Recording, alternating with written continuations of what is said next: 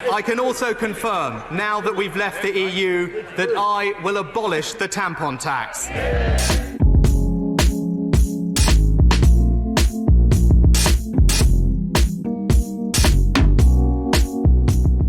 A British Prime Minister went to Brussels a few months ago and begged 27 other leaders of European countries for him to be allowed to reduce VAT on women's sanitary products, the so-called tampon tax. And you know what the result is? We're not allowed to.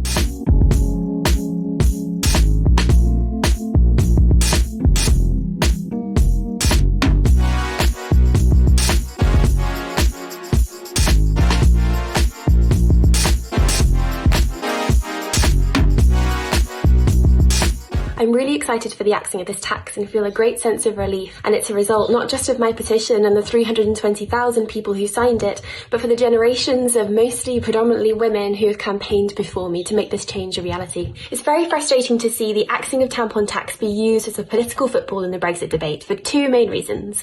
Firstly, because it does not accurately reflect the whole range of views that all the hundreds of thousands of people hold that have supported the campaign, signed my petition, and been activists throughout the years. Secondly, because it's just factually inaccurate.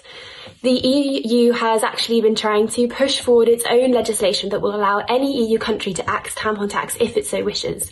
And if we stayed in the EU, we could have been spearheading that movement. So this could have been a win not just for the UK, but for the entirety of the European Union.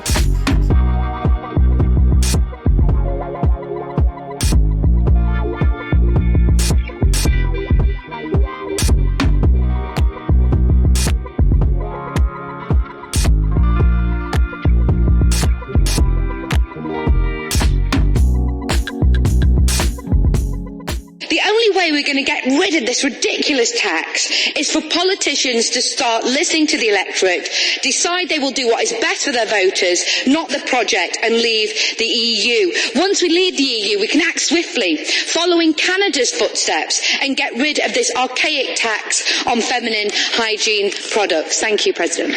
Governments need to go even further than axing tampon tax. They need to axe period stigma and with it period poverty. We know that period poverty is rife here across the UK, and so it's likely rife also across other countries in the EU and further afield. For example, Plan International UK, a charity here, they have found that 30% of girls have not had access to the period products that they need throughout the pandemic. And before that, another charity called Freedom for Girls found that 1 in 10 girls miss school every single month because they don't have access to period products.